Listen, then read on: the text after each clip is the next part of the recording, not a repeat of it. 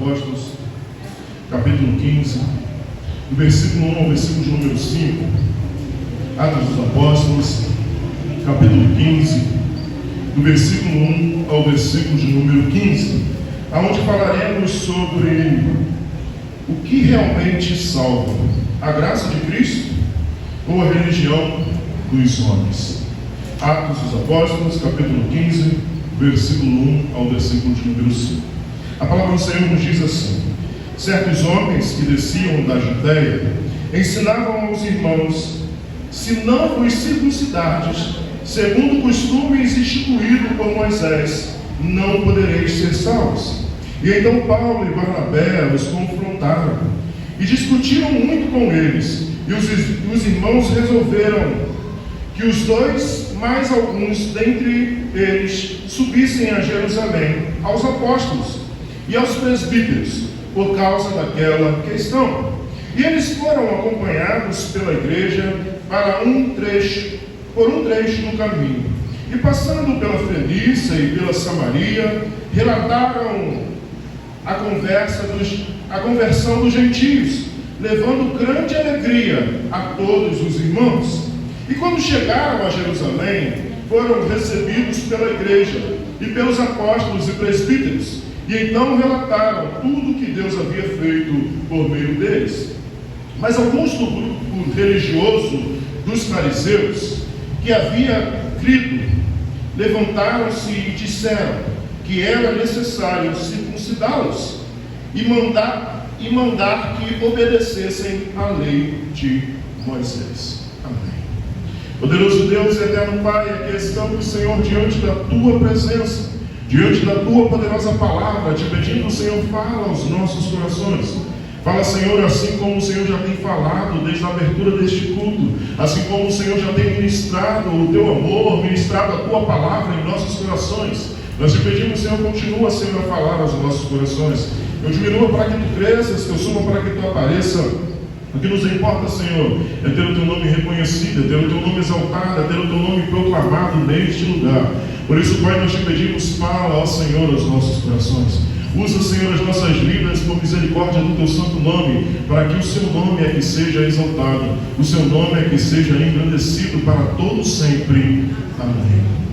Queridos irmãos, nós estamos diante desse texto e domingo passado nós vimos quando Paulo e Barnabé, eles estão pregando a palavra. E ali havia um homem que era coxo desde nascença, e eles dizem a ele para ele ser curado. Mas o povo daquela cidade tem aquela bênção, aquele milagre, como se fosse eles que tivessem feito e não o poder do Espírito Santo de Deus. Então eles começam a querer adorar a Paulo e Barnabé. Eles começam a querer cultuar a eles e querem fazer um culto em adoração a eles, mas eles se rasgam as suas roupas e dizem a eles que eles são homens como eles, que eles não deveriam ser adorados, mas sim o Deus. Eles estavam ali pregando sobre um Deus vivo, que fez o céu, a terra, o mar e tudo que nele há. Mas o povo continua a querer adorar. Com isso se levanta e se incita sobre eles os judeus, e eles querem e apedrejam Paulo e levam Paulo arrastado para fora da cidade como morto. Mas os discípulos, chegando ao redor de Paulo se levanta, volta para dentro da cidade, continua a pregar a palavra, vai para outro lugar e continua anunciando a palavra, vai para outro lugar, viaja, e nesta viagem continua anunciando e proclamando a palavra da verdade. Paulo sofreu em sua carne todas as provações, foi apedrejado, esteve como morto, tido como morto pelos aqueles homens, mas ele se levanta e continua a cumprir o que o Senhor chamou para fazer. Ele continua a pregar e anunciar a palavra pelo poder do Espírito Santo de Deus. Nós estamos diante desse texto, onde o capítulo 15 é a marca de um ponto decisivo na história da igreja. Essa história da igreja, domingo que vem, nós vamos ver a respeito do Concílio de Jerusalém. O Concílio de Jerusalém, ele vai nos dizer a respeito desta problemática que está acontecendo nesta situação desta igreja. onde um povo, os fariseus, que queriam que os povos gentios que estavam aceitando a Cristo Jesus fossem circuncidados, porque se eles não fossem circuncidados, dizendo assim eles não seriam salvos, porque por causa da promessa feita a Abraão. Mas nós vamos ver diante desse texto o ponto crucial da igreja, onde a igreja decide e toma a direção. O evangelho está crescendo entre os gentios, mas surgiram vozes dizendo: vocês só serão salvos se cumprirem a lei de Moisés. A igreja está crescendo, o evangelho está sendo anunciado, a palavra de Deus está alcançando os gentios, mas alguns chegam até eles dizendo: vocês só serão salvos se cumprirem a lei de Moisés. Quantas vezes em nossas vidas ouvimos dizer: você só será salvo se fizer isso ou fizer aquilo? Você só será salvo se acontecer isso ou aquilo na sua vida? Você só será salvo se acontecer isso ou se acontecer aquilo? Muitos se perguntam e dizem: salvação se perde ou não se perde? Eu perco a salvação ou eu não perco? É algo que eu conquisto ou não conquisto? Diante desse texto e diante desta mensagem, nós esclareceremos todas as perguntas, talvez ou pelo menos algumas que você tenha diante a respeito da salvação em Cristo Jesus. Aqui nasce a pergunta central: o que realmente salva? A graça em Cristo Jesus ou a religião dos homens? O que realmente nos salva? Será que é a graça em Cristo Jesus ou a religião dos homens? A religião humana? Por isso o tema que eu trouxe para essa mensagem é: o que realmente salva? O que realmente salva? Veremos nesse texto, a grande ideia desse texto, que vai nos dizer sobre a salvação não depende de ritos humanos, mas a graça de Deus em Cristo. E cabe à igreja defender essa verdade contra todo legalismo. A salvação não depende de ritos humanos, mas a graça de Deus em Cristo. E cabe à igreja defender essa verdade contra todo o legalismo. Tudo bem, pastor, mas o que é legalismo? O legalismo é a fé mais obras, fé mais lei, fé mais tradição. Nunca a fé sozinha, mas você precisa fazer algo para ser salvo. Você precisa fazer algo para se justificar. Você precisa fazer algo para merecer o reino dos céus. Você precisa fazer algo para ser salvo em Cristo Jesus. Isso que é o legalismo. É o que aqueles homens estavam ensinando para os gentios. Acompanhe comigo em sua Bíblia o versículo de 1 a 12, que vai nos dizer sobre o perigo das adições ao Evangelho. A palavra do Senhor nos diz assim: certo homem que descia da Judeia ensinava aos irmãos: se não vos circuncidardes segundo o costume instruído por Moisés, não podereis ser salvo. O homem sai da sua cidade, vai até este lugar onde Paulo e Barnabé estavam anunciando, andam cerca de 400 quilômetros, uma viagem que duraria semanas, talvez meses, e vão até lá para dizer: se vocês não forem circuncidados, vocês não serão salvos. Se vocês não forem circuncidados, sob a instrução de Moisés, mediante a lei, não podereis ser salvos. Alguns insistem que a circuncisão era necessária para a salvação. Paulo e Barnabé reagem com firmeza. Teremos no versículo 2 que vai nos dizer: então Paulo e Barnabé os confrontam a discutirem muito com ele, e os irmãos resolveram que os dois e mais alguns entre eles subissem para Jerusalém. Então Paulo e Barnabé os confrontavam e discutiam muito com eles, e os irmãos a igreja resolveu enviar eles até Jerusalém. O evangelho estava crescendo entre os gentios, mas surgem judaizantes impondo exigências além da fé em Cristo Jesus. Isso gera confusão e ameaça a liberdade cristã. Ainda hoje, muitos tentam acrescentar condições humanas à salvação, regras, ritos, tradição, mas a salvação é somente pela graça, mediante a fé. Ainda hoje, muitas pessoas querem acrescentar ritos, tradições, regras para a salvação em Cristo Jesus. Acompanhe comigo Efésios 2, do 8 a 10, o que Paulo vai dizer àquela igreja em Efésio. Porque pela graça sois salvos, por meio da fé. Isso não vem de vós, é dom de Deus. Não vem das obras para que ninguém se glorie. Pois fomos feitos por Ele, criados em Cristo Jesus para as boas obras, previamente preparados por Deus para que andássemos nela. Paulo vai dizer, mas a salvação é pela graça. Coloca no 8 para mim, por favor. No 8, no mesmo, mas no versículo 8. Porque pela graça sois salvos, por meio da fé. E isso não vem de vós, é dom de Deus. Muitas pessoas têm confundido, não tira para mim não, por favor, pode ouvir. Muitas pessoas têm confundido a liberdade em Cristo Jesus com libertinagem. Pessoas estão vivendo uma vida que se acham libertas, mas para viver no pecado.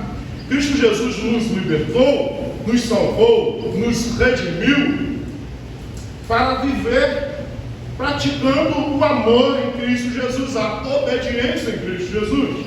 O Senhor nos salvou para que nós venhamos a ser salvos, recebermos a salvação em Cristo Jesus e para que venhamos a demonstrar esta salvação. Demonstrar de que maneira? O versículo 10 vai nos dizer, de Efésios: pois fomos feitos por Ele, criados em Cristo Jesus para as boas obras. Nós fomos criados em Cristo Jesus para as boas obras. Não foi as boas obras que foram criadas para que eu e você fôssemos ao céu. Não, mas as boas obras foram criadas porque nós fomos criados em Cristo Jesus e por isso recebemos para as boas obras. Ali, ó. Pois fomos feitos por Ele, criados em Cristo Jesus para as boas obras. Foi-nos dado vida em Cristo Jesus para que viéssemos a praticar as boas obras. Fomos tido vida em Cristo Jesus, porque a palavra de Deus vai nos dizer, Paulo vai dizer que estávamos mortos em nossos delitos e pecados, e Cristo nos encontrou. O morto, ele tem decisão. O morto, ele pode se levantar e andar para um lado para o outro. O morto pode pegar o seu próprio caixão e ir até o túmulo. Não. O morto, ele não tem decisão. O morto, ele não tem escolha. O morto, ele é levado pelos que o carregam. Por isso, Paulo vai nos dizer que estávamos mortos, a palavra de Deus vai nos dizer que estávamos mortos em nossos delitos e pecados. Nós estávamos mortos nos nossos delitos e pecados, mas Cristo veio para nos dar vida e dar vida em abundância. Por isso ele vai nos dizer, pois fomos feitos por Ele, criados em Cristo Jesus, quando nós recebemos uma vida nova em Cristo Jesus, para as boas obras, para a obediência em Cristo Jesus. Tiago capítulo 2, ele vai dizer sobre esta obediência. Tiago capítulo 2 vai dizer sobre essa obediência, assim como Abraão foi salvo pela obra que praticou, a obra de obediência. Ele oferece o seu filho ao Senhor, ele entrega o seu filho ao Senhor, ele leva o seu filho ao holocausto, ele amarra, ele estava lá, quando ele estava pronto a passar o cutelo no menino, Deus fala com ele: Abraão, não entregue o seu filho, pois eu agora sei que você crê em mim verdadeiramente. Nós fomos feitos para a boa obra, para a obediência. O Senhor sempre quis e sempre requer de nós a obediência. Isso não é de agora. Deus cria um homem e uma mulher no jardim e coloca naquele jardim duas árvores: a árvore do conhecimento do bem e do mal e a árvore da vida. Lá em Gênesis vai nos dizer sobre estas árvores. e eles estavam sobre as duas árvores sobre o jardim, e a ordem do Senhor para eles era: de todas as árvores deste jardim poderás comer, mas a árvore do conhecimento do bem e do mal não poderás comer, porque se um dia comerdes, certamente morrereis. O Senhor sempre quis obediência. O Senhor podia sim fazer aquele jardim sem aquela árvore? Poderia. O Senhor não podia ter criado um jardim do Éden, criado o homem e a mulher, feito um jardim sem a árvore do conhecimento do bem e do mal? Poderia. Mas o que o Senhor requer e queria da sua criação é obediência. O que Deus requer de nós sempre foi e sempre será obediência. Jesus vai dizer em João: aquele que me ama obedece os meus mandamentos. O Senhor, Ele não mudou. Ele requer de mim e de você que venhamos a ser obedientes, que venhamos a agradecer pela salvação que Ele nos deu em obediência. Não é sobre as obras, não é sobre as práticas, mas sim obedecendo. Você obedecendo, você realiza, você faz, você demonstra o que você sente. Quando você ama Cristo Jesus, você ama o sacrifício que Ele fez por você na cruz do Calvário, por Ele ter te salvado, por Ele ter te dado vida. O Senhor te deu vida para que você hoje pudesse escolher, você pudesse dizer: não, eu não quero fazer isso, eu não vou ir para esse lugar, eu não vou agir dessa maneira, eu não vou fazer desta maneira, porque antes você era morto e você não sabia, ou tomava as decisões e não sabia se estava certo ou estava errado. Mas agora Cristo Jesus derramou a vida sobre a sua vida. Ele te deu a vida, te deu o sangue dele derramado sobre a sua vida. E agora você tem uma escolha de decidir se quer ou não fazer aquilo que está errado. Nós vivemos e dizemos que o homem, ele tem e não tem essa escolha. Lá em Gênesis 3, vai nos dizer, quando Jesus fala, Gênesis 4,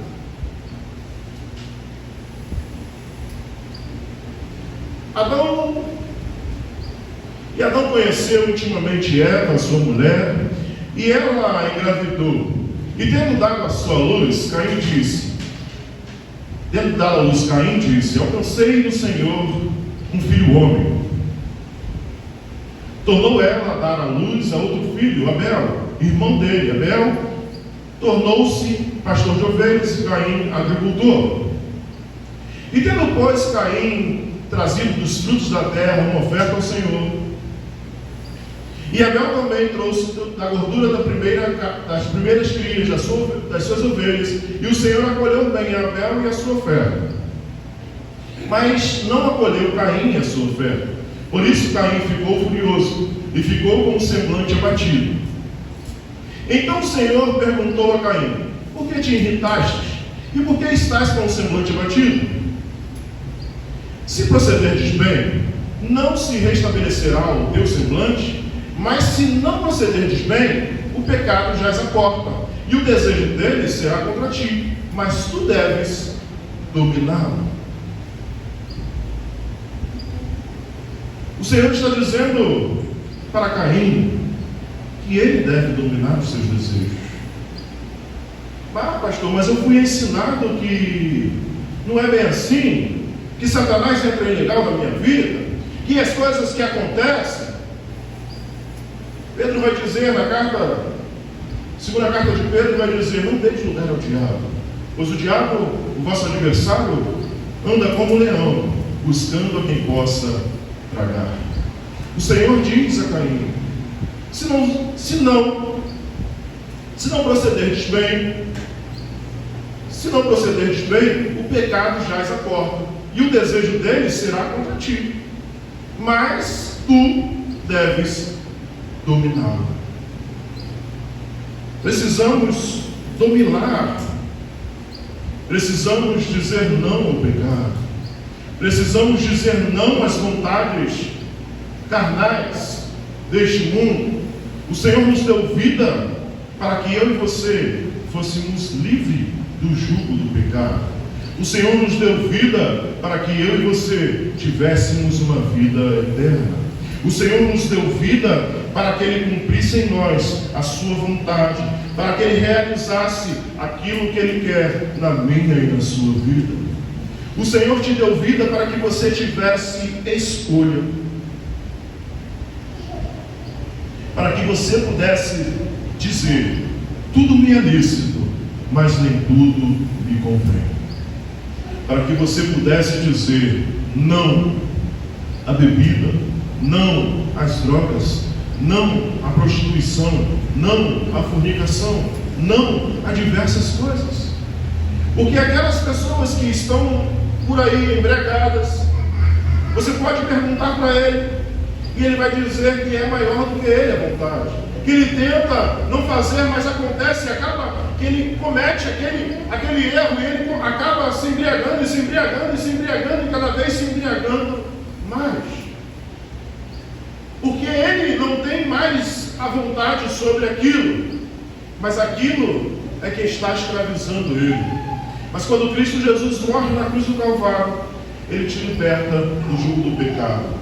Ele te liberta e você hoje pode dizer: não, eu não quero, eu escolho não fazer, eu escolho não agir desta maneira, por causa da libertação de Cristo Jesus na minha e na sua vida. Por isso, aqueles homens estavam dizendo que eles deveriam ser circuncidados. Não, vocês só vão ser salvos se vocês forem circuncidados. Vocês não serão salvos só por terem Cristo Jesus. Não, isso aí é balela. Não, você não vai ser salvo por causa disso. Você não só vai ser salvo se você cumprir a lei. Você só vai ser salvo se isso acontecer. Mas o versículo de número 2 vai nos dizer que então Paulo e Barnabé os confrontaram. Paulo e Barnabé não se calam. Não se calaram. O evangelho não pode ser adulterado. Paulo e Barnabé não se calam. Paulo e Barnabé discutem com eles. Acompanhe comigo aí. Diz assim: então Paulo e Barnabé os confrontaram e discutiram muito com eles. E os irmãos resolveram que os dois e mais alguns dentre eles subissem a Jerusalém. E os apóstolos e os presbíteros por causa daquela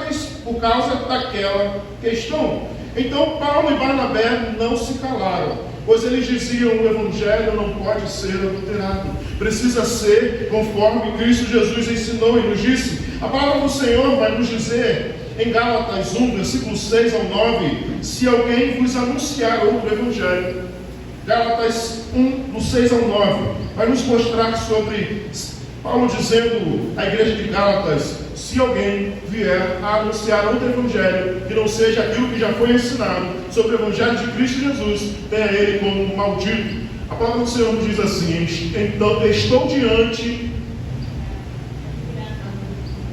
do 6 ao 9. Capítulo 1, do 6 ao 9. Estou admirado que sejais vós desejando tão depressa daquele que vos chamou pela graça de Cristo para outro evangelho, que de fato não é outro evangelho, senão que há alguns que vos perturbam e querem perverter o evangelho de Cristo.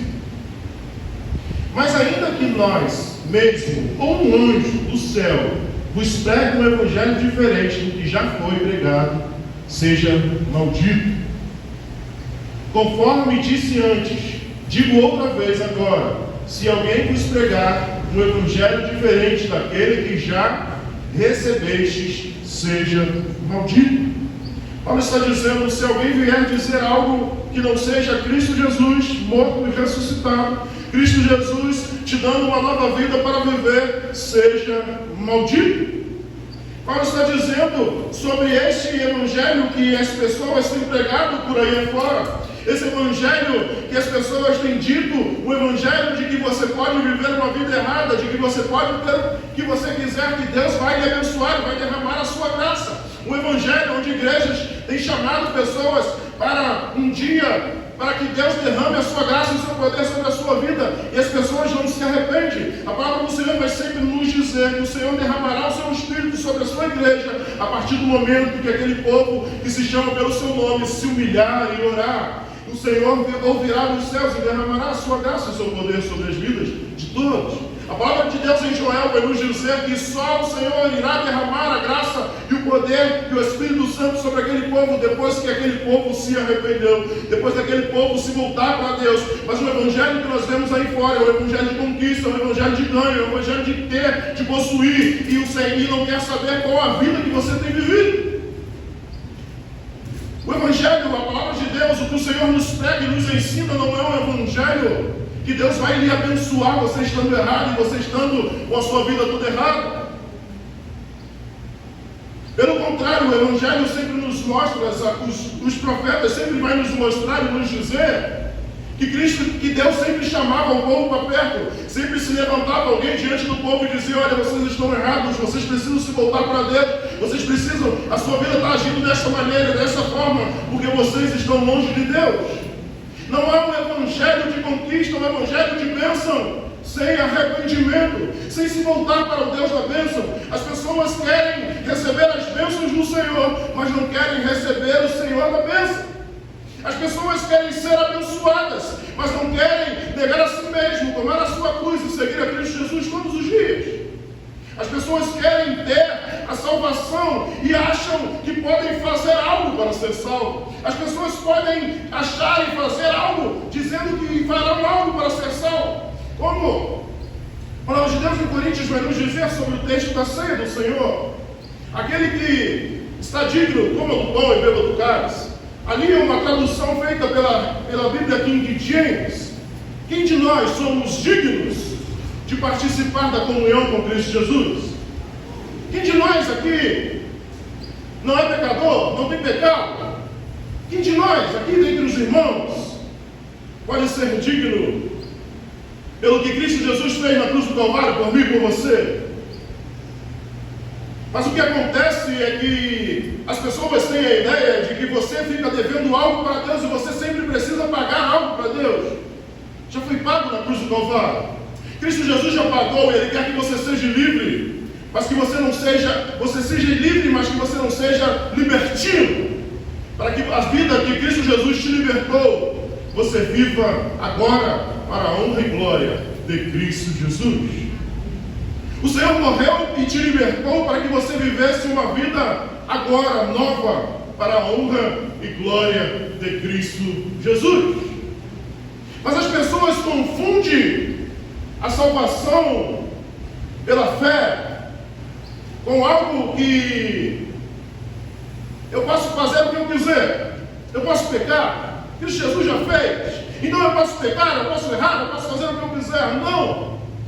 Cristo Jesus te chamou para ser obediente à sua palavra. Aquele que me ama obedece os meus mandamentos. O mandamento de Cristo Jesus que Ele deixou para os seus discípulos e para nós é: ame o seu próximo como a ti mesmo. O Senhor Jesus nos chama para amar o nosso próximo como a ti mesmo. E Jesus vai nos dizer: aquele que me ama obedece os meus mandamentos. Eu demonstro que eu amo a Cristo Jesus quando eu amo o meu irmão, quando eu acolho o meu irmão, quando eu dou suporte ao meu irmão, quando eu pego aquele que está caído e coloco de pé e dou força para ele prosseguir. É assim que nós vamos demonstrar a Cristo Jesus que nós o amamos, obedecendo a sua palavra. Mas as pessoas acham: eu sou salvo em Cristo Jesus, então eu posso pecar, eu posso errar, porque eu não vou perder a salvação. Paulo mesmo disse que as obras foram feitas para que os salvos em Cristo Jesus foram feitos para que demonstremos a salvação em Cristo Jesus. A palavra sempre vai nos dizer que conhecereis a árvore pelo fruto. Conhecereis a árvore pelo fruto. E que fruto é esse? O fruto de obediência, o fruto de gratidão ao Senhor. Eu não tenho que fazer nada para receber, mas eu preciso viver este amor. Eu preciso demonstrar: Cristo Jesus mudou a minha vida. Por isso eu sou grato a Ele, e por isso eu vou viver a minha vida para a honra e glória do Senhor. Não é uma liberdade para você viver no pecado. É uma liberdade para você viver para a honra e glória daquele que te salvou. Para demonstrar o seu amor, a sua gratidão. Porque se você não é grato de Cristo Jesus ter te libertado do fogo do inferno, de que mais você será grato? Será que você está esperando bênçãos? Será que você está esperando ter coisas para ser grato? Será que só a salvação, como se fosse só, não é suficiente? Pense bem comigo. Cristo Jesus estava em glória, decide vir e morrer no meio do seu lugar. João, no capítulo 1, vai nos dizer que ele se esvazia de todo o seu eu. Ele, sendo Deus, não teve como usurpação ser igual a Deus. Antes mesmo se humilhou e tomou a estrutura de servo e foi fiel até a morte e morte de cruz. Cristo Jesus se esvazia de toda a sua glória. Foi fiel até a morte por mim e por você, em morte e cruz. Pagou um preço na cruz do Calvário que não era dele, que era meu, que era seu. E às vezes nós queremos que o Senhor nos abençoe. Existe bênção maior do que a salvação em Cristo Jesus. Existe algo maior na minha e na sua vida do que a salvação, do que ser livres do fogo do inferno, do que ter uma vida agora liberta do pecado, para a honra e glória do Senhor. Mas caímos às vezes como este homem, querendo fazer algo para nos tornar dignos. Por mais que você faça, que você tente, como Paulo vai dizer aos Romanos, o bem que eu quero fazer, esse eu não faço, mas o mal que eu não quero, esse sim eu acabo cometendo. Paulo ali está demonstrando um homem tentando se salvar pelas suas próprias forças. Por mais que eu e você venhamos a tentar, nós nunca iremos conseguir. Nós sempre seremos pecadores. Nós sempre seremos pecadores. Mas Cristo Jesus, o sangue dele, é que nos torna digno de receber toda a honra e toda a glória em Cristo Jesus. Não é eu, não é você, mas aqueles homens dizem, não, vocês se não fossem circuncidados, vocês não vão receber. Olha, se vocês não fizerem, não vai ter nada. Vocês não vão ser salvos, não vai adiantar para vocês. Quantas vezes nós mesmos acrescentamos condições para que alguém seja aceito por Deus? Quantas vezes em nossas vidas nós fazemos e criamos condições para que alguém seja salvo e tenha a Deus? Quantas vezes a gente diz, olha, se não for assim, não é. Se não for desse jeito, quem somos nós para dizer quem vai ser salvo e quem não vai ser? Quem somos nós para dizer esse vai ser salvo e esse não vai? Quem somos nós? A palavra do Senhor vai nos dizer que por que se preocupa com o cisco que está no olho do seu irmão? Antes mesmo, tira a praga do seu olho, para que você possa ajudar o seu irmão a tirar o cisco do olho dele. Às vezes, estamos tão afundados quanto aquele que estamos tentando ajudar ou apontando o dedo. E a palavra do Senhor nos diz, primeiro se corrija, primeiro se conserta, primeiro se volte para Deus, para que você possa ajudar o seu irmão. Mas às vezes nós achamos tão santos. Ah, pastor, eu vou toda vez na igreja, eu sou dizimista, eu participo da ceia, eu estou lá todos os cultos. Mas só quem sabe quem é você mesmo é o Senhor, porque Ele esquadrinha o meu e o seu coração. Às vezes podemos demonstrar ser uma grande pessoa para as pessoas que estão ao nosso redor, mas só quem nos conhece verdadeiramente é Cristo Jesus. E se engana você se você acha que você precisa agradar o pastor, que você precisa agradar o diácono, que você precisa agradar o irmão. Não, o único que você precisa agradar é Cristo Jesus, pois é Ele quem te dá a vida eterna, é Ele quem te irá te levar para morar com Ele, estar com Ele eternamente. Você pode querer demonstrar uma pessoa boa para o pastor, para o diácono, para alguém, mas para quem você precisa realmente demonstrar ser é para Cristo Jesus. É para Ele que você precisa demonstrar ser. Precisamos vigiar para não transformar o Evangelho em um sistema de regras. O Evangelho puro é Cristo e mais nada. Veremos do versículo 3 ao versículo 4 a centralidade da graça na comunhão de Cristo. Acompanhe comigo em sua Bíblia. Eles foram acompanhados pela igreja por um trecho do caminho. E passando pela Fenícia e por Samaria, relatavam a conversão dos gentios, levando grande alegria a todos os irmãos. Por onde eles passavam, eles tomam o caminho em Jerusalém, mas por onde eles passam, eles começam a dizer sobre a conversão dos irmãos. Ele começa a anunciar a salvação de Cristo Jesus dos gentios. Como o Senhor salvou os gentios, como o Senhor encontrou os gentios, como o Senhor alcançou os gentios. E aqueles irmãos se alegram. Grande alegria há em todos os irmãos. Enquanto viajavam, Paulo e Barnabé testemunhavam a obra de Deus entre os gentios. Isso trouxe alegria, não divisão. Em Atos dos Apóstolos, capítulo 11, versículo 18, vai nos dizer e nos mostrar que Deus concedeu também aos gentios o arrependimento para a vida.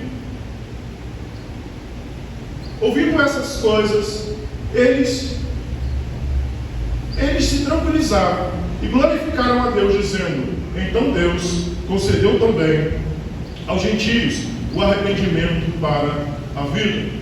Pedro se levanta e começa a dizer para aqueles homens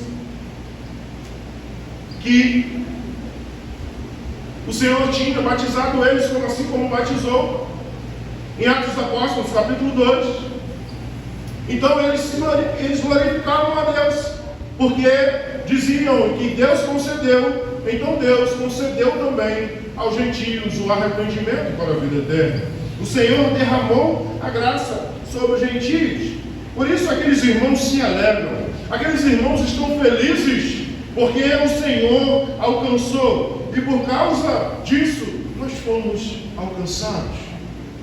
Ou eu e você somos judeus?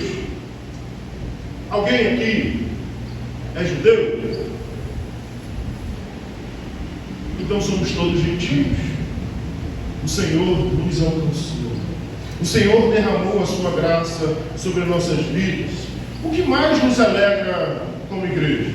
O que mais tem te alegrado como igreja? O que mais você fica feliz como igreja? Ver pecadores transformados pela graça? Ou ver pessoas obedecendo às nossas tradições? O que tem te dado alegria como igreja? Ver pessoas sendo transformadas e entregues ao Senhor? Ou ver pessoas obedecendo às nossas tradições? O que você tem se alegrado? A graça deve ser fundamentada na nossa comunhão, não costume ou tradição. A graça deve ser fundamento na nossa comunhão, não costumes ou tradições. Precisamos viver a graça em Cristo Jesus como irmãos. Nós fomos salvos e somos irmãos em Cristo Jesus. Precisamos viver essa graça. Precisamos viver como Cristo Jesus nos chamou. Precisamos nos alegrar com os nossos irmãos. Precisamos viver esta alegria. Acompanhe comigo em sua Bíblia. O texto vai continuar nos dizendo que quando chegaram a Jerusalém, foram recebidos pela igreja e pelos apóstolos e presbíteros. Então relataram tudo que Deus havia feito por meio deles. Paulo e Barnabé chegam até os discípulos e começam a dizer as maravilhas que o Senhor fez, as maravilhas que o Senhor tinha realizado naquele povo, as maravilhas que o Senhor tinha salvado, o Senhor tinha curado, o Senhor tinha transformado, as maravilhas que o Senhor tinha feito. Mas o versículo de número 5 vai nos dizer a resistência dos religiosos. Acompanhe comigo, diz assim o texto: mas alguns do grupo religioso dos fariseus que havia crido levantaram-se e disseram que era necessário circuncidá-los e mandar que obedecessem à lei de Moisés. Eles de novo se levantam e falam assim: não, eles precisam cumprir a lei, eles precisam fazer o que Moisés ordenou. Os fariseus convertidos, mas ainda presos ao legalismo, exigiam circuncisão e obediência a lei. Eles ainda criam e queriam que eles cumprissem a circuncisão. Eram crentes, mas ainda presos a tradições. Creram em Cristo Jesus, mas ainda era preso às tradições. Era preso ainda na religiosidade. Queriam misturar a graça e lei, Cristo e Moisés. Este é um grande perigo. A religião que prende em vez da fé que liberta. Este é um grande perigo da igreja. viver no liberalismo, viver como o fariseu vivia. O fariseu, ele achava que ele podia fazer as coisas que ele seria salvo pela vida. Mas Cristo Jesus diz aos fariseus: vocês engolem o cabelo, mas se engajam com um mosquito. Jesus, em outra feita, chama os fariseus de sepulcro caiado. Vocês estão bonitinho, branquinho por dentro, por fora, mas por dentro se encontra bem podridão. O que o Senhor quer que nós venhamos a fazer é rasgar o nosso coração e não só a nossa veste. O que o Senhor quer e requer de mim e de você é que venhamos nos entregar por completo a Ele. Que não venhamos viver ritos, mas que venhamos viver o amor em Cristo Jesus. Venhamos a viver a salvação em Cristo Jesus. Venhamos a viver a verdade de Cristo Jesus na minha e na sua vida. A palavra do Senhor em João 8:32 vai nos dizer: e conhecereis a verdade, e a verdade nos libertará. Cristo Jesus é quem nos liberta. Ele é a verdade. A palavra de Deus é a verdade. Cristo Jesus é a verdade que liberta o homem do pecado, que liberta para a vida eterna. Será que não carregamos também resquícios de religiosidade que aprisionam em vez de libertar? Será que as nossas vidas têm carregado resquícios de religiosidade? Será que às vezes temos sido religiosos demais? Será que às vezes temos sido religiosos demais? E temos carregado isso nas nossas vidas e temos sido aprisionados em vez de ser libertos por Cristo Jesus em nossas vidas? Como você se encontra aqui nesta noite? Você vive uma vida livre em Cristo Jesus? Ou você vive uma vida presa religiosamente?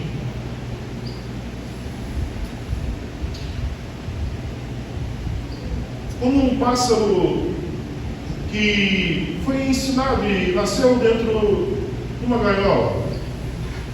Ele estava ali e foi criado e foi alimentado dentro daquela gaiola. Por mais que você deixe a porta daquela gaiola aberta, ele nunca sairá daquele lugar. Hoje você se encontra aqui nesta noite como esse pássaro. Você foi ensinado desde pequeno sobre essa religiosidade. Você foi ensinado que você precisava fazer algo, que você precisava agir de uma forma, que você precisava fazer algo para receber o que Cristo Jesus fez na cruz do Calvário por você.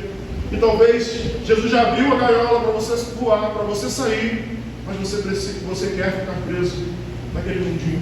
Você quer ficar ali aprisionado no pecado, aprisionado nos seus desejos, aprisionado na sua vontade, aprisionado naquilo que você acha que é o correto. Cristo Jesus, Ele morreu na cruz do Calvário para que você tivesse vida e tivesse vida abundante. Ele morreu para que você não tivesse e não vivesse e morresse e tivesse uma morte eterna. Mas Ele morreu na cruz do Calvário para que você tivesse uma vida. E após essa vida que você hoje tem com Ele, você tem uma vida eterna com Ele e viva para a honra e glória dEle eternamente. Precisamos pedir ao Espírito Santo que quebre as correntes da religião em nossas mentes, para vivermos a liberdade do Evangelho em Cristo Jesus. O Evangelho não é sobre o que fazemos por Deus, mas sobre o que Deus fez por nós em Cristo Jesus. Nós vimos nesse texto que o Evangelho não é sobre o que eu faço, mas sobre aquilo que Cristo Jesus já fez e já realizou na cruz do Calvário por mim e por você. O legalismo tenta roubar a alegria da salvação, mas a graça sempre gera liberdade, alegria e comunhão. Você tem vivido a fé como um fardo ou como uma liberdade? Você tem vivido a fé em Jesus como um fardo ou como uma liberdade? Sua confiança está na sua performance religiosa ou na obra consumada em Cristo? Onde está a sua confiança? Será que na sua performance religiosa? Eu busco muito, eu oro muito, faço muito. Aí a ideia de muitas pessoas: não, eu vou lá no fulano que ele tem uma oração forte. Quem é forte é o Deus da oração. É Deus quem faz, é Ele quem realiza, é Ele quem cumpre. Você tem a confiança no que você faz? Ou a sua confiança está em Cristo Jesus? Onde está a sua confiança? Hoje Jesus te chama para descansar na sua graça e abandonar toda tentativa de merecer o que já foi dado gratuitamente. Hoje Deus te chama para viver abundantemente. Hoje Deus te chama para viver sobre a sua graça e abandonar toda tentativa de merecimento, porque já foi pago na cruz do Calvário por mim e por você. Vem. Quero chamar as irmãs aqui na frente.